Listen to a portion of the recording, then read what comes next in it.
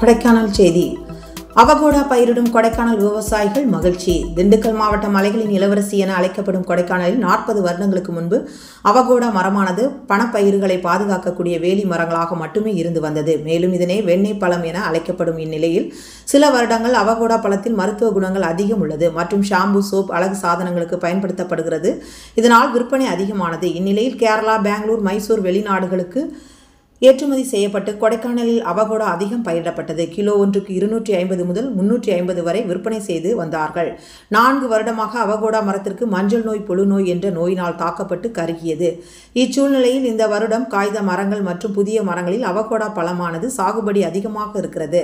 தமிழக அரசு தோட்டக்கலையில் அவகோடா மரத்தினை பயிரிடுவதற்கு மானியம் விவசாயிகளை ஊக்கப்படுத்தினால் விவசாயிகள் அதிகம் லாபமடைவார்கள் என அவகோடா பயிரிடும் விவசாயிகள் தெரிவித்துள்ளனர்.